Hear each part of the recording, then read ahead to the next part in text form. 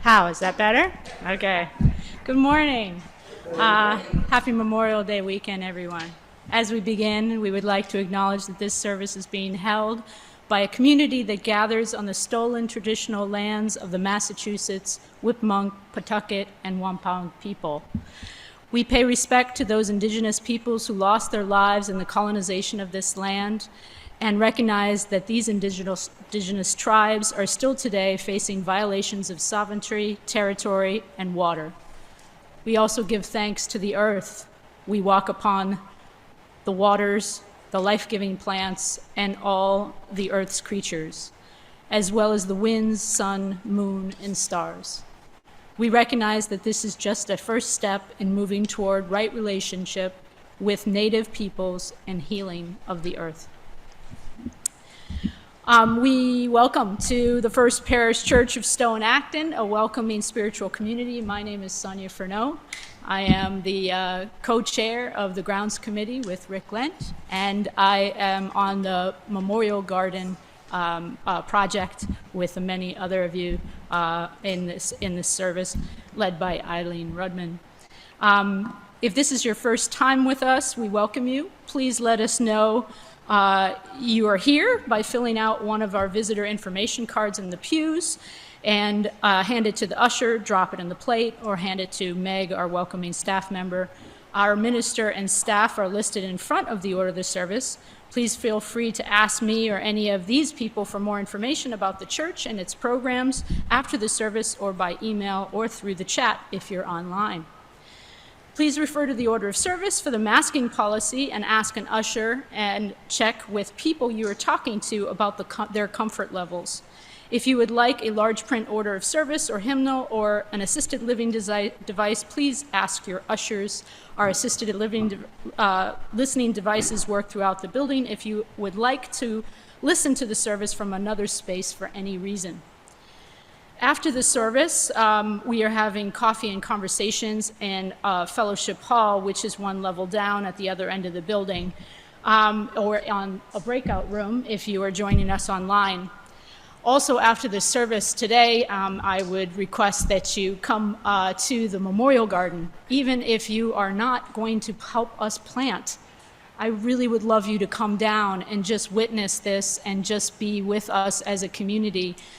We are pulling Pachysandra from multiple people's gardens and wonderful donations that people have done, and we are planting it in our sacred bed in the Pachysandra garden, in the Memorial Garden. This Pachysandra sacred bed is going to be where people are interred and ashes are spread when the Memorial Garden goes live at the end of October, for any of those people choosing that as their last place of rest. So this is going to be a great time, and at the end of the service I will definitely be talking to you about how to do that. But I'd like to draw your attention to the order of service for any other announcements, and invite you to check the webpage for more information about the Memorial Garden if you're interested in looking at this. We'll also be doing a summer service June 25th for those who would like to understand and start to talk about the complex conversation of grief and death. It's actually titled I don't want to talk about it. So it's please come to that as well and put it on your calendars. So thanks so much, and I'll turn it over to Neil. Good morning, everybody. It's now my great pleasure on behalf of everyone here at FPC to welcome back into our pulpit the Reverend Tom Rosiello.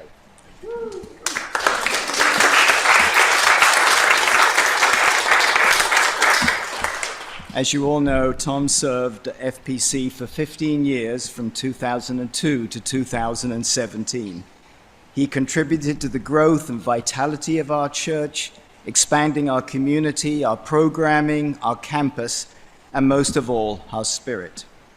Tom also served our congregation with compassion and intelligence, and often spoke out on issues of social justice, leading initiatives to recognize the rights and dignity of all persons, and putting his beliefs into action on his journey. Upon his retirement in 2017, the congregation voted unanimously, with deep respect and gratitude, to designate Tom as our minister emeritus. Welcome back, Tom. Thank you, Neil. And good morning. Buenos dias. It's wonderful to be back in this pulpit and with all of you. It was actually 6 years ago, almost to the day, that I retired as your minister, and Malcolm and I shortly thereafter moved to Mexico. And so much has happened in that time. We've all changed. The world has changed. Our relationship has changed. Even our faith tradition has changed. In some ways, it seems like a long time ago. But yet, as I came into this wonderful church this morning and into this room and pulpit, it felt like only yesterday when I was doing this every Sunday. It's so good to see so many familiar faces and new faces too, to see you thriving, carrying on old traditions and creating new ones with the guidance and shared leadership of your very talented minister, the Reverend Cynthia Landrum, whom I thank for this opportunity to lead worship this morning. And Brad and the choir, I want to say a word to you. Thank you for being willing to add a multicultural musical perspective to our service by being willing to sing a couple of selections from Las Voces del Camino, our Spanish UU hymnal. By doing that, you're participating in the sincere and long overdue efforts to make Unitarian Universalism a multicultural tradition. And muchas gracias.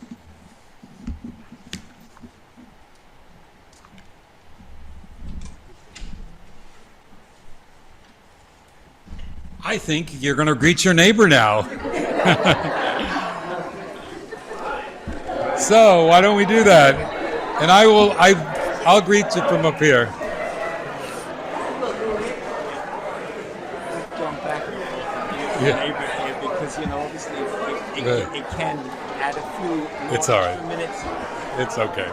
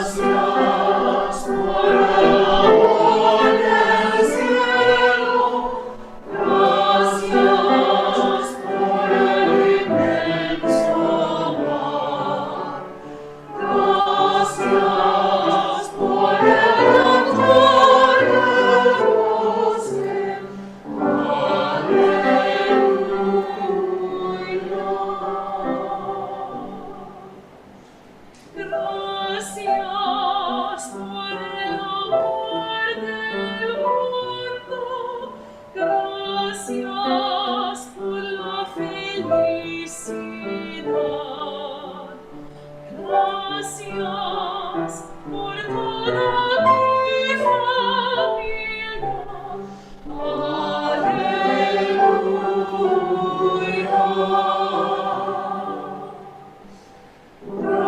Gracias por toda la hermosura. Gracias por nuestra juventud. Gracias por la amistad de todos. Aleluya.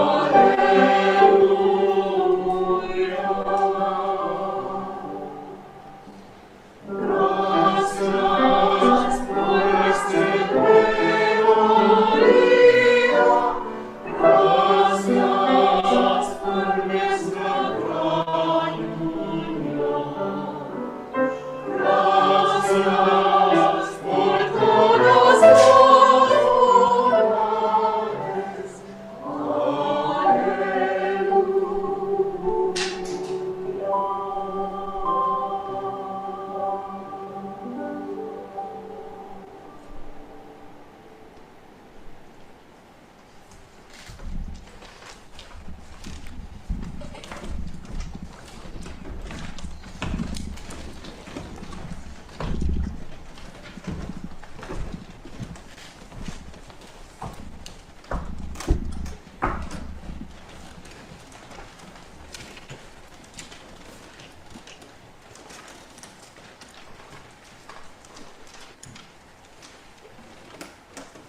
That lovely piece, those Spanish words which the choir sang so beautifully, lead us into worship with a sense of profound gratitude. In case you didn't understand all the Spanish words, what the choir just sang in summary was that we're grateful for the beauty of the natural world, so fresh and new in New England spring, but also for love and happiness, kindness, family and friendship, and for this new day.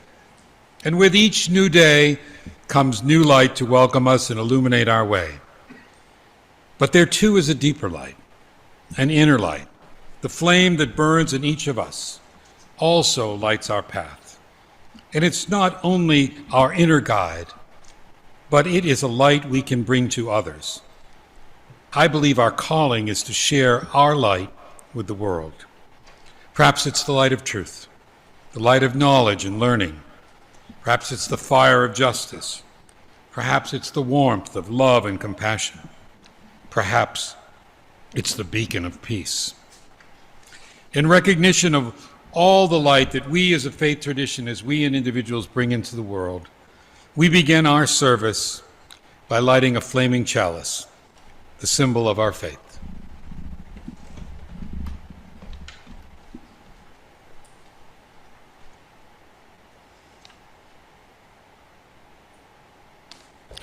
Lighting this chalice is not an act of boastfulness or pride, but a reminder that although we possess only a small light, we're called to let our light shine. Please join us in singing what I know is a favorite hymn of this congregation, and certainly is a favorite hymn of the congregation in San Miguel de Allende, Mexico. You know it all so well that we're going to mix it up a bit, and we're going to sing it mostly in Spanish. We're going to call those words up on the screen now so that you can see them. There we go. We're going to invite you. It's hymn 118. We'll do a verse in English at the end, but you know the words in English. But anyway, I'll give you just a couple of hints. 2 L's in Mexican Spanish are Y. So it's brilla, and at the end, brillará, brillará. So la dejaré brillar. Okay? So why don't we rise and join in singing 3 verses in Spanish and 1 in English and move it around a bit.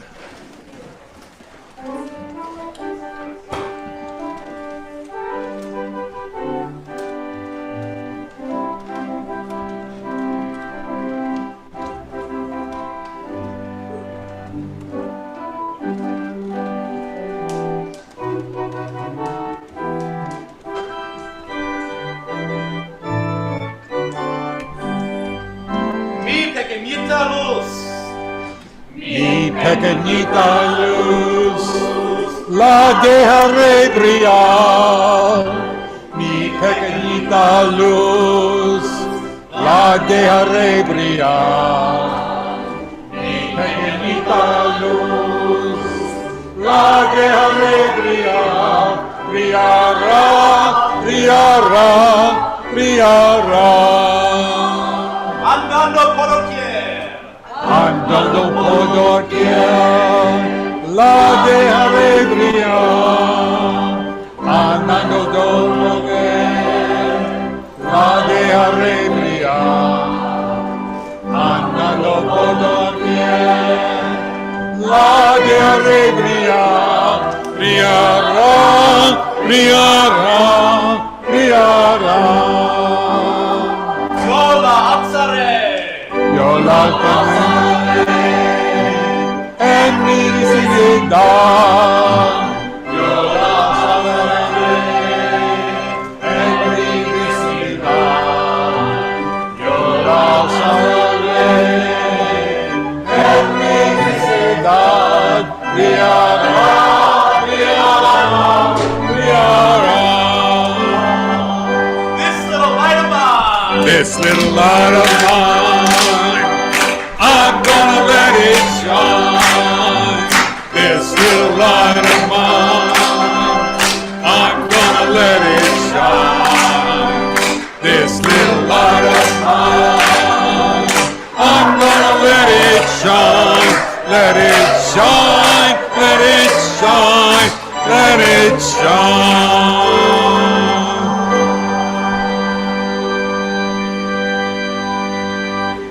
Love is the spirit of this church, and service its law. This is our great covenant, to dwell together in peace, to seek the truth in love, and to help one another.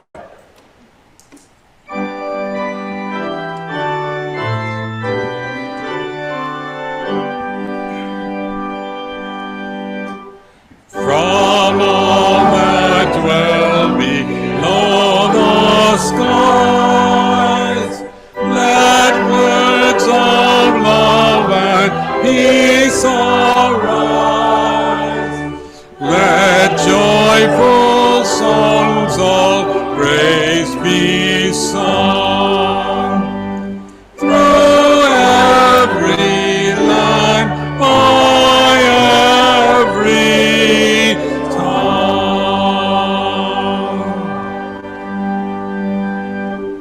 Please be seated.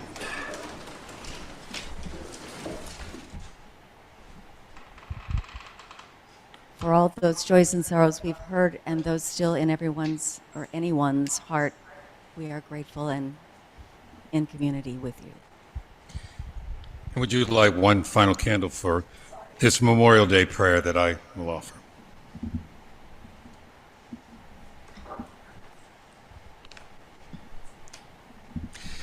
The words of Archibald MacLeish.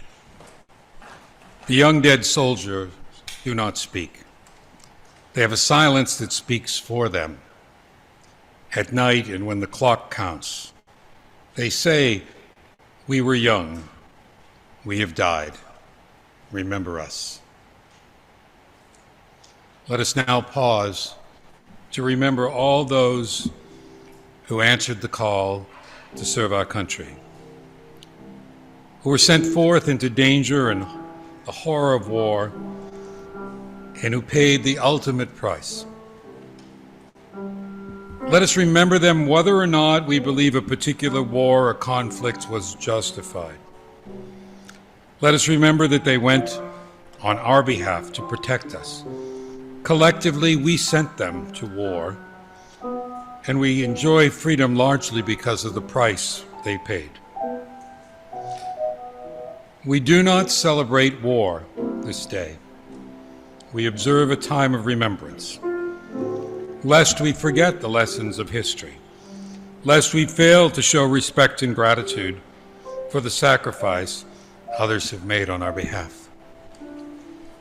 We especially hold in our hearts the members of our family that served in the armed forces, the members of this parish and this community, the friends we knew, perhaps who we served alongside of.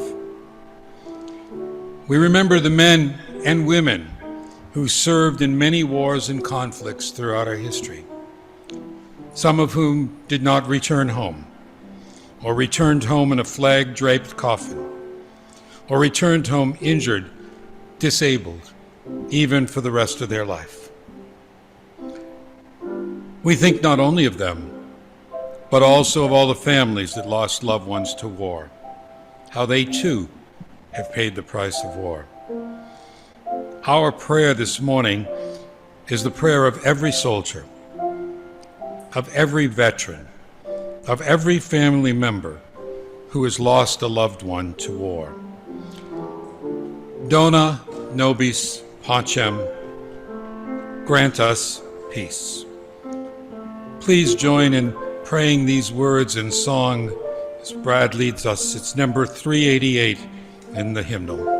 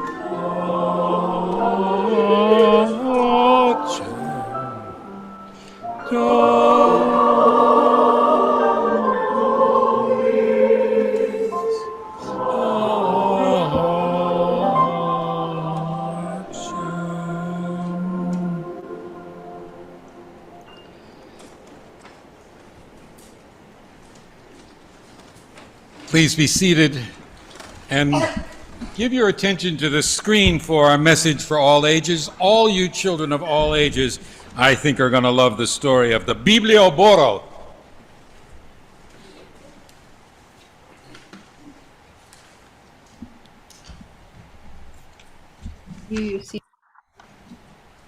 MC presents Esperando el Biblioburro. Waiting for the Biblioboro. En una colina, detrás de un árbol hay una casa. En la casa hay una cama y en la cama hay una niña llamada Anna, durmiendo profundamente y soñando sobre el mundo fuera de su casa más allá de la colina. Cuando Ana se despierta con el kikiriki del gallo, papi ya está trabajando en la granja y mami está ocupada en el jardín. Ana le da de comer a las cabras y recoge los huevos para vender en el mercado. On a hill behind a tree there is a house. In the house there is a bed. On the bed there is a little girl named Anna, fast asleep, dreaming about the world outside and beyond the hill. When Anna wakes up to the rooster, cock-a-doodle-doo, Poppy is already at work on the farm and Mommy is busy in the garden. Anna feeds the goats and collects the eggs to sell at the market. Después del desayuno, Ana y su madre bajan de la colina. Ana cierra los ojos frente al sol y desea estar en el fresco de su casa con su libro. Ana ha leído su libro, su único libro, tantas veces que lo sabe de memoria. El libro fue un regalo de su maestra por haberse esforzado tanto en sus tareas de lectura y escritura. Pero el otoño pasado, su maestra se mudó lejos y ahora no hay quien pueda enseñar a Ana y el resto de los niños de su pueblo. After breakfast, Anna and her mother walk down the hill. Anna closes her eyes against the sun and wishes that she was back in the cool of the house with her book. Anna has read her book, her only book, so many times she knows it by heart. The book was a gift from her teacher for working so hard on her reading and writing. But last fall, her teacher moved far away, and there is no one to teach Anna and the other children in the village. Por eso, de noche, en su cama, Ana inventa sus propios cuentos y se los narra a su hermanito. Historias sobre criaturas que viven en el bosque, en las montañas y en el mar. So at night on her bed, Anna makes up her own stories and tells them to her little brother. Stories about make-believe creatures that live in the forest, and the mountains and the sea. Una mañana, Ana se despierta con el sonido de taca-tac, taca-tac, y cuando mira hacia debajo de la colina, ve un hombre con un letrero que dice biblioburro. El hombre tiene 2 burros. ¿Qué traen? Libros. One morning, Anna wakes up to the sound, clip, clop, and when she looks down the hill, she sees a man with a sign that reads Biblio Burro. With the man, there are 2 burros. What are they carrying? Books? Ana corre hacia el hombre. Otros niños también corren hacia él. ¿Quién es usted?, preguntan los niños. Soy un bibliotecario y estos son mis burros. Bienvenidos al biblioburro, mi biblioteca. Anna runs to the man. Other children run to him too. Who are you? The children ask. I'm a librarian and these are my burros. Welcome to the Biblio Burro, my biblioteca, my library. Luego saca sus libros e invita a los niños a acompañarlo bajo un árbol. Había una vez, comienza el bibliotecario, contando la historia de un elefante que se balancea de una telaraña. Then he spreads out his books and invites the children to join him under a tree. Once upon a time, the librarian begins, sharing the story of an elephant who swings from a spider's web. Canta A, B, C, D, E, F, G y ayuda a los pequeños a aprender el abecedario. Y al fin dice, elijan libros. En unas semanas regresaré y a traerles otros. ¿Yo también?, pregunta Ana. Especialmente tú, dice el bibliotecario con una sonrisa. He sings A, B, C, D, E, F, G, and helps the little ones learn their alphabet. Finally, he says, pick out books, and in a few weeks, I will be back to collect them and bring new ones. Me too, asks Anna. Especially you, the librarian says with a smile. Tantos cuentos, delfines rosados, mariposas azules, castillos y hadas, leones que hablan y alfombras mágicas. Alguien debería escribir una historia sobre sus burros, le dice Ana al bibliotecario. ¿Por qué no lo haces tú?, pregunta él. Comienza su camino. So many stories, pink dolphins and blue butterflies, castles and fairies, talking lions and magic carpets. Someone should write a story about your burros, Anna tells the librarian. Why don't you, he asks, and then he is off. Ana sube la colina corriendo hacia su casa. Tiene muchas ganas de compartir los libros con su hermano. Cada mañana, Ana hace sus tareas, lee y mira por la ventana. espera por los sonidos de los burros, pero las semanas pasan y el bibliotecario no regresa. Anna runs up the hill to her house. She can't wait to share the books with her brother. Each morning, Anna does her chores and reads and looks out the window. She listens for the sounds of the burros, but weeks pass and the librarian doesn't return. Una noche, Ana sueña que está volando sobre su país en la espalda de una mariposa, trayendo historias a doquiera que va. Las historias salen de su boca y de sus dedos como magia, cayendo a las manos de los niños que les esperan debajo. Extraña al biblioburro y recuerda que el bibliotecario le dijo que podía escribir un libro. Entonces toma papel, hilo y lápices de colores y lo hace. One night, Anna dreams she is flying over her country on a butterfly's back, bringing stories everywhere she goes. Stories fly from her mouth and fingers like magic, falling into the hands of the children waiting below. She misses the biblioburro, and she remembers that the librarian had told her she could write a book, so with paper and string and color pencils, she does. Finalmente, cuando Ana piensa que nunca va a volver a ver al biblioburro, se despierta con el tac-tac, tac-tac. Baja la colina corriendo con los libros prestados y su propia sorpresa. Escribí este cuento para usted, dice. ¡Qué bueno!, contesta el bibliotecario. Y lee la historia de Ana a los niños, debajo del árbol. Finally, just when Anna thinks she'll never see the Bilbro again, she wakes up to the clip-clop, clip-clop. She runs down the hill with her library books and a special surprise. I wrote this story for you, she says. Wonderful, the librarian says, and then he reads her story to the children under the tree. A la hora de partir, el bibliotecario guarda cuidadosamente el libro de Ana sobre el lomo del burro. Está pronto para llevarlo sobre las colinas a otro niño. Está durmiendo en una cama, en una casa, en una colina detrás de un árbol, soñando con los burros y todas las historias nuevas que traerá el biblioburro. When it's time to go, Anna's book is packed carefully on the burro's back, ready to be carried away over the hills to another child who is asleep on a bed, in a house, on a hill, behind a tree, dreaming of the burrows and all the new stories the biblioburro will bring.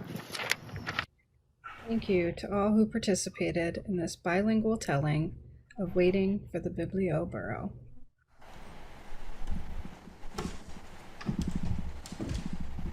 For all age children here, how many of you have a book? One book? Many books. Do you know in Mexico, there are many children that don't have one book.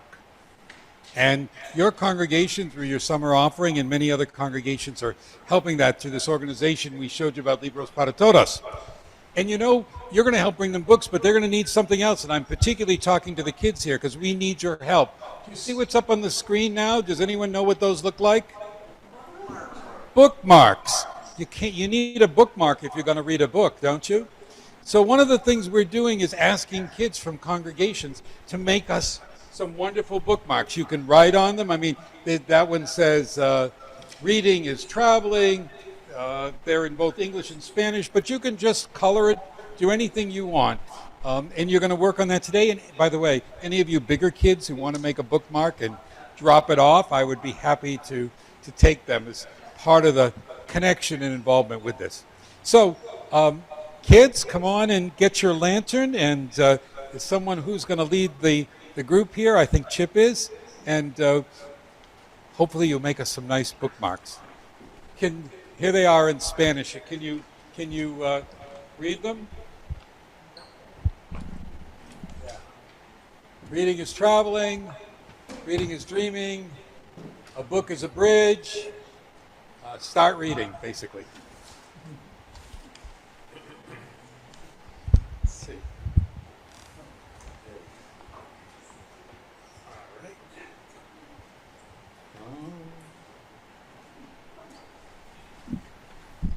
Our reading is I Opened a Book by Julia Donaldson. I opened a book, and in I strode. Now nobody can find me. I've left my chair, my house, my road, my town, and my world behind me. I'm wearing the cloak.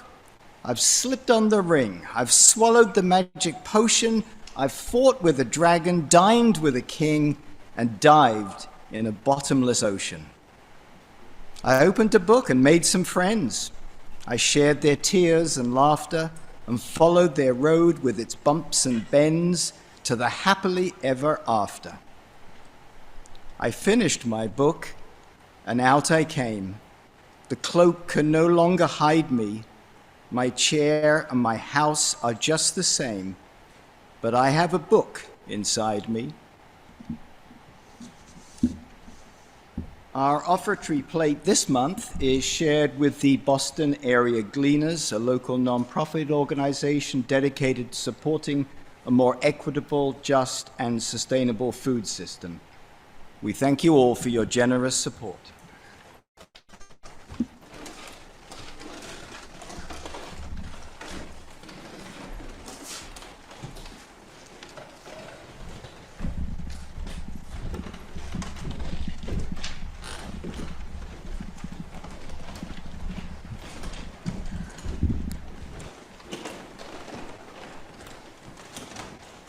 While the choir is coming up, I'll just share a little bit of this translation. Vienen con alegría. They come with joy. They come with joy and they come with peace to spread love, to spread their message, and to spread humanity and what we can do together. Enjoy Vienen con alegría.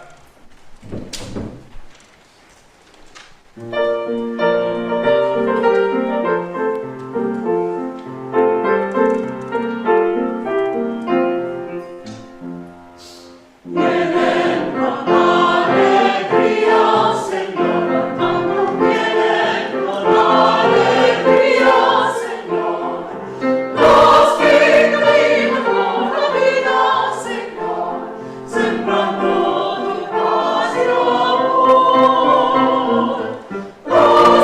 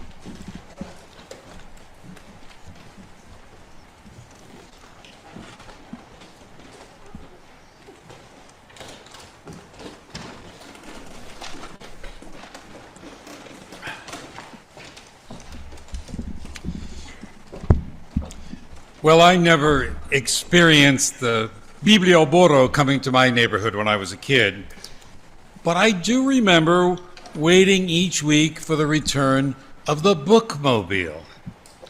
I guess that's the developed world of the 1960s rough equivalent.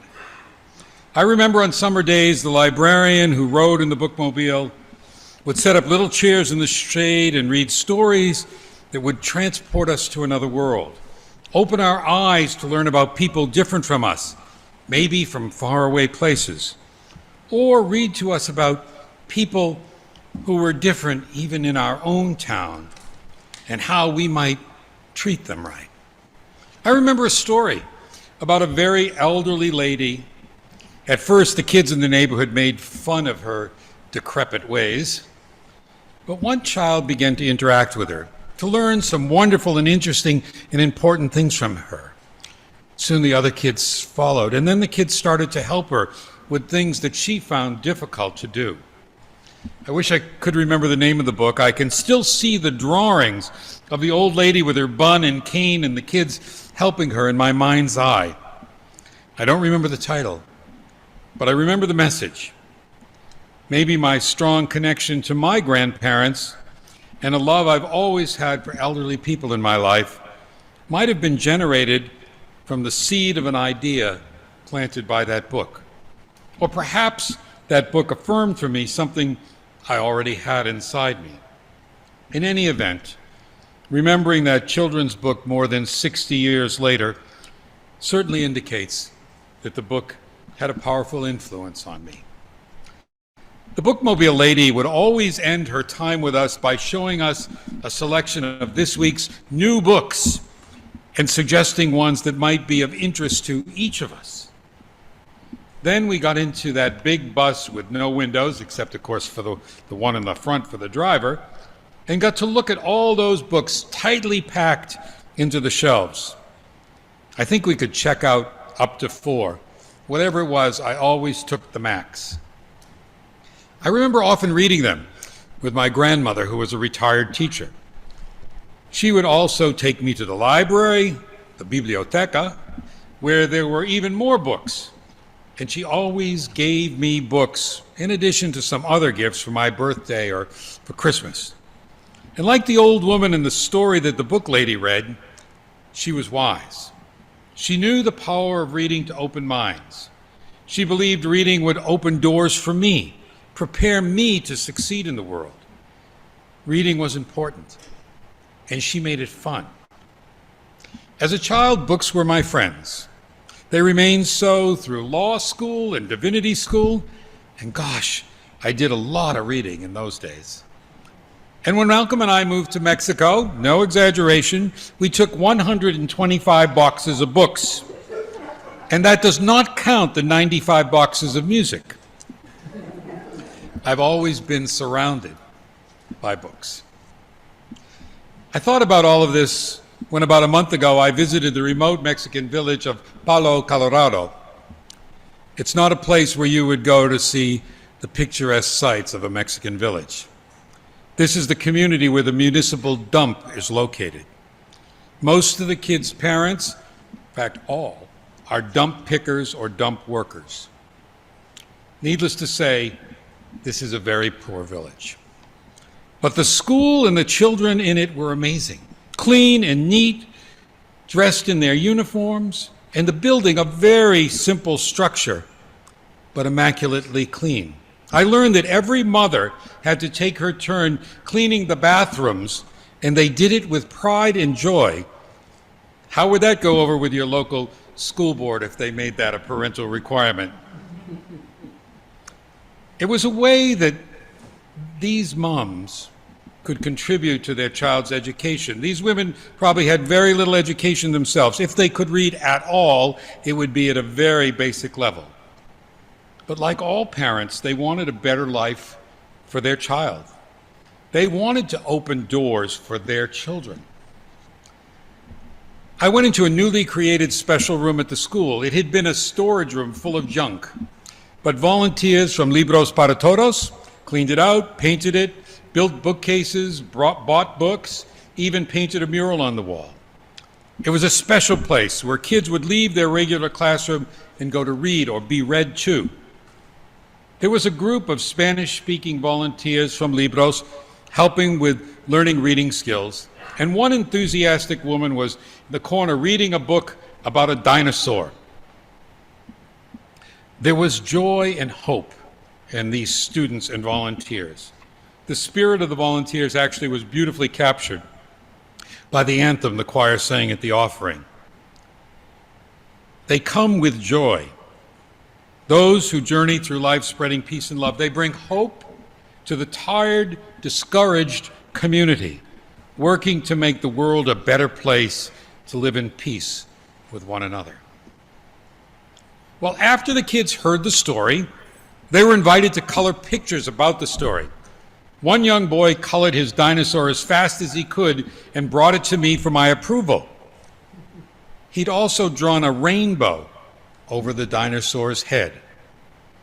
In Spanish, he asked me if I had ever seen a dinosaur, and he didn't mean in a book. In fact, I'm sure he thought that they must exist in a place where this weird foreigner who couldn't speak good Spanish came from. His dinosaur was great, but what really struck me was the rainbow in his drawing. Why did he add that? What did it mean? It was so clear to me that the worlds were opening to him, and he was already finding joy and hope in books. The reading group is one of many things Libros para Todos does. Most of these children in this little pueblo and many others like it have never, ever owned a book. It's unlikely that there are any in their homes or that anyone in their home can read even at the basic level. But Libros para Todos goes into schools in these villages not just to bring books for classrooms, but to give every child their own copy of a carefully selected book that they will read together in a group and do activities inspired by that book. And they'll usually even get to meet the author, a special event that's held with hundreds of kids who have read the book coming together. As you probably know, Libros para Todos is one of the organizations with which you'll share your summer service collection this year, and I thank you for that. And I'm also glad that Marissa and your RE team agreed to make bookmarks, and maybe some of you will too.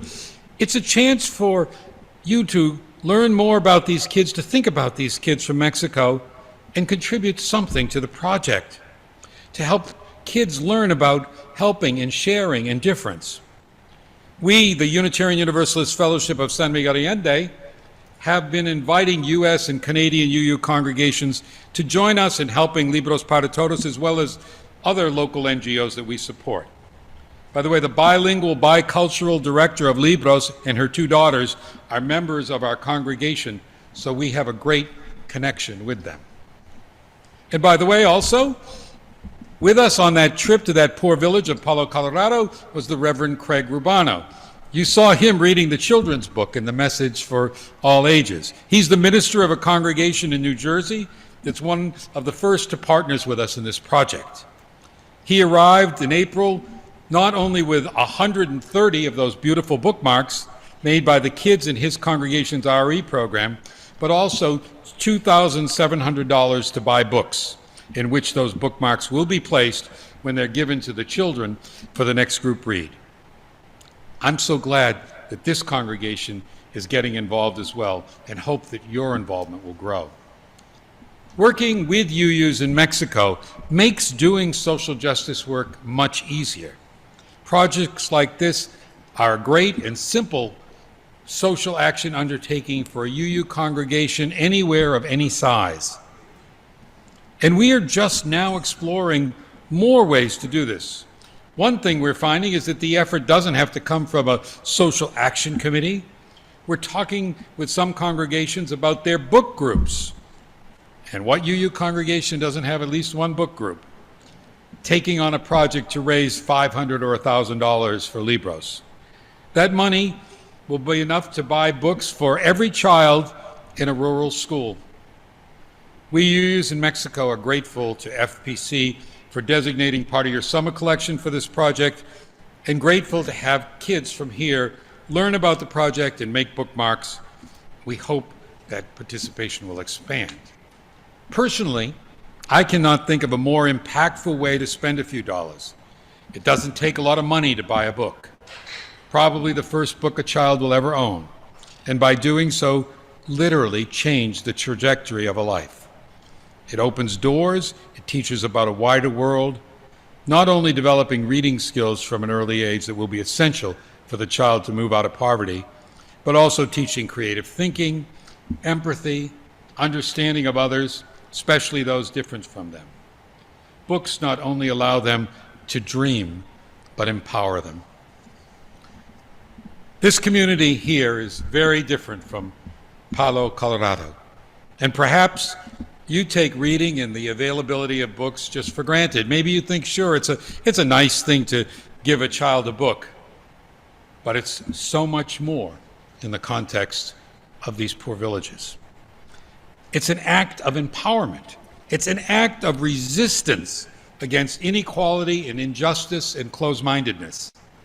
And when the kids together come together for a group read and find in their books their voices, it's a revolutionary act. Giving one book in this context can change a child's life, open doors and begin a journey that will change her and change her community, and yes, change the world. Libros para Todos, in fact, does change the world, one book at a time. As I've been observing this wonderful effects books have on children in Mexico, opening doors, and seeing how the availability of books makes a huge difference in a child's life and a child's worldview, sadly, I've also been watching what's going on in the U.S. regarding the availability of books in schools. The irony is rather striking. While in Mexico, we're working to open doors to a wider view of the world and allow children to get a better understanding and appreciation of others different from them, working to develop through reading books not only skills and knowledge, but empathy and tolerance and acceptance, the pendulum seems to be swinging the other way in the United States. Sadly, in the U.S., books are being removed from the shelves of schools and libraries at an alarming rate. Book banning by legislatures and pressured school committees is dramatically on the rise. According to PEN America, the 2023 school year has been marked by an escalation of book bans and censorship in classrooms and school libraries. And in the United States, in the fall of this school year, it rose over the last 2 semesters. The actual numbers of books banned in the first 6 months was 1,477. Those incidents affected 874 titles. And that's a 26% rise over the previous 6 months, which had also been a dramatic rise over the months before that. Efforts continue to label books as harmful or explicit and remove them from the shelves. Not only are more and more books banned, but radically conservative school boards and state legislatures are passing laws censoring ideas, curriculum, even what a teacher can say in a classroom. And what books are being banned? What ideas are being censored? I don't think it'll come as a great surprise to you. 41% of them address LGBTQ themes or have primary characters that are LGBTQ identified. 40% have protagonists or main characters of color. The rest have supposed sexual content, which includes things like pregnancy, or have themes of civil rights activism, or depict religious minorities such as Jewish or Muslim. So, okay, you might think that books like Katie Has Two Moms or All Boys Aren't Blue might be on the list. But here are some that might surprise you. The Diary of Anne Frank, To Kill a Mockingbird, Catcher in the Rye, and it gets even more ridiculous. A children's book that tells the true story of 2 male penguins coupled adopting and raising an orphan penguin at the Central Park Zoo actually happens, and a fictional fun children's story about a male bear finding an egg that hatches, and the chick believes he's the mother because he's the first animal that he sees. Banned. All these banning of books and ideas is done in the name of, quote, giving parents more say in their children's education. And that sounds nice, doesn't it? But it's not really what's happening, is it? For the most part, what's happening is the national ultra-conservative movements incite parents to file these petitions for banning books with their local school boards. By the way, you can trace that because if you look at the petitions with the same books, they even have the same misspellings in them. Most of the people actually behind this don't have children, certainly don't have children in the school district. These local parents are essentially a front for national organizations that want to prevent any information carrying contrary to their worldview, which of course is the dominant white, straight, conservative Christian worldview. They want to prevent it from even being mentioned in school. They believe their world is threatened by children learning about others that may be different from them. These groups like to say that these books are efforts to groom children to be gay or whatever else they don't like. Anything that varies from what they narrowly see as American culture. It's an effort to make people look and become invisible, the people that they don't like become invisible. Yet in those classes where those kids are, there are Jewish kids and Muslim kids and black kids, and yes, gay kids and trans kids who are being denied seeing themselves in materials. And those around them are not learning about acceptance and tolerance and understanding of difference because these supposed parents groups are afraid of it. You know, I thought about this idea in the context of my own life, growing up as a gay man, and the importance of being able to read a book that affirmed who I was. I'm thinking back, I think the year was 1973, when The Best Little Boy in the World was published. I was already in college, but somehow I found out about it and got a copy and read it.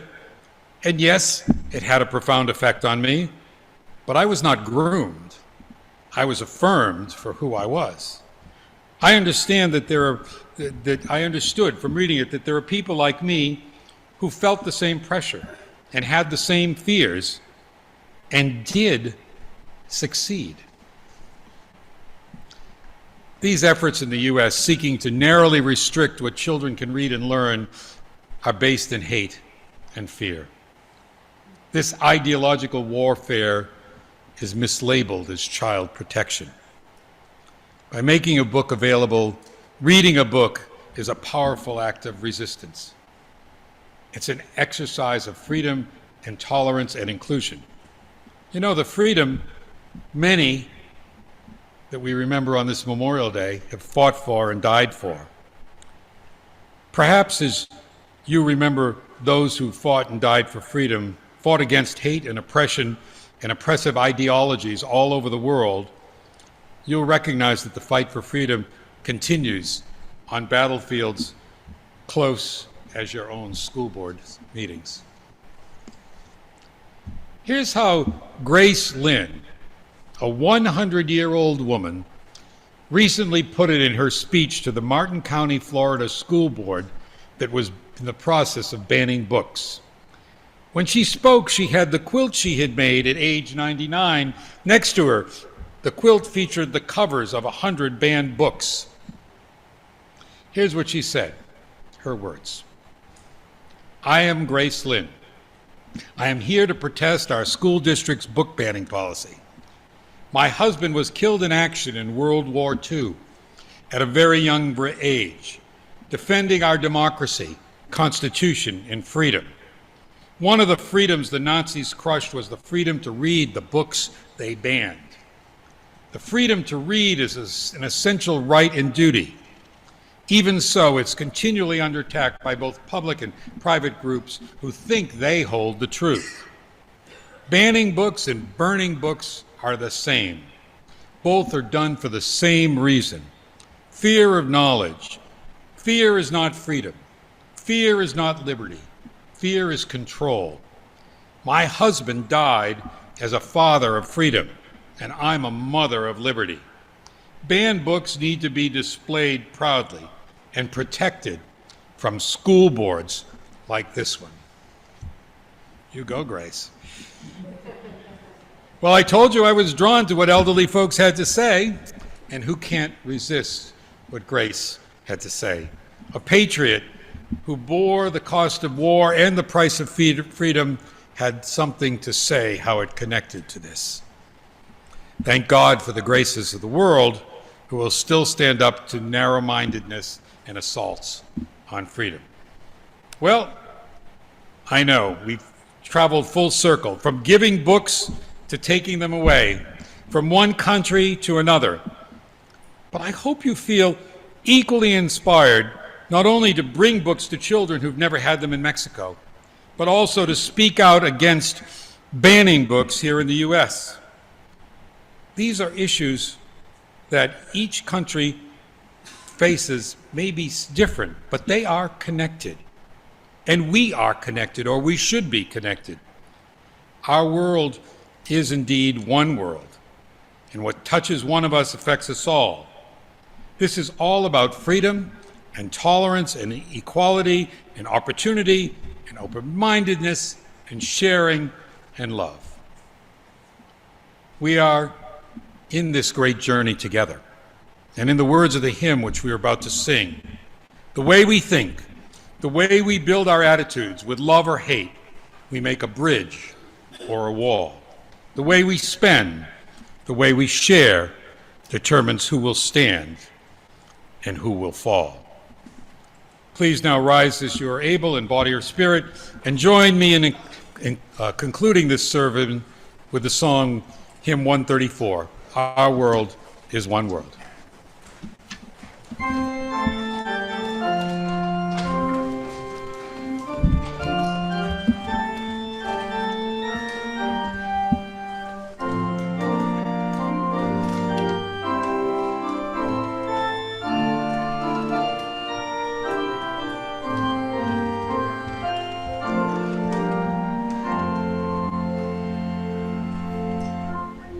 Our world is one world.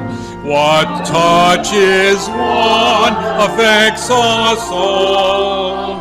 The sea that washes round about, the clouds that cover us, the rain that falls. Our world is one world. The thoughts we think affect us all. The way we build our attitudes with love or hate, we make a bridge or wall. Our world is one world. Its ways of wealth affect us all. The way we spend, the way we share, who are the rich or poor, who stand or fall. Our world is one world, just like a ship that bears us all, where fear and greed make many whole, but where our hearts can hear a different call.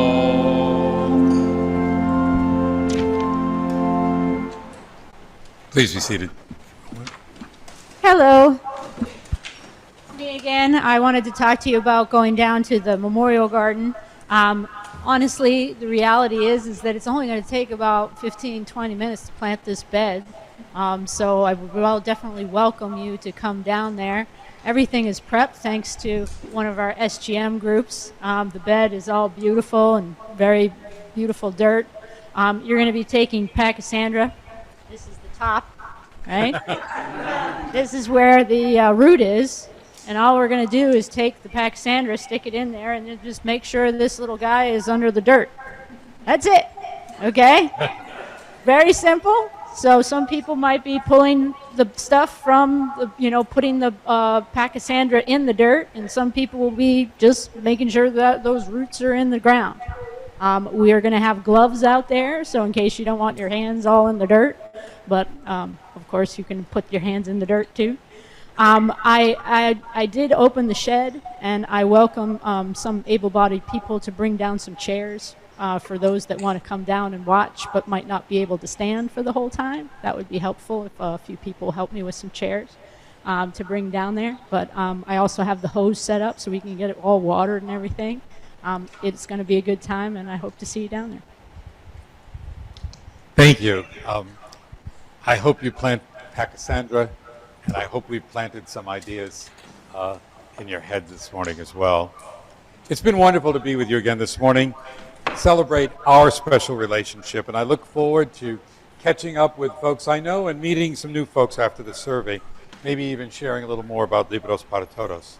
And I will see you again in August, as I've been invited to participate in the joint service that's going to take place then. They've acknowledged it's going to be past, present, and future, and guess who gets to reflect on the past? Until then, may the love which overcomes all differences, heals all wounds, puts to flight all fears, and reconciles all who are separated, be in us and among us this day and forevermore. And may peace be with you till we meet again.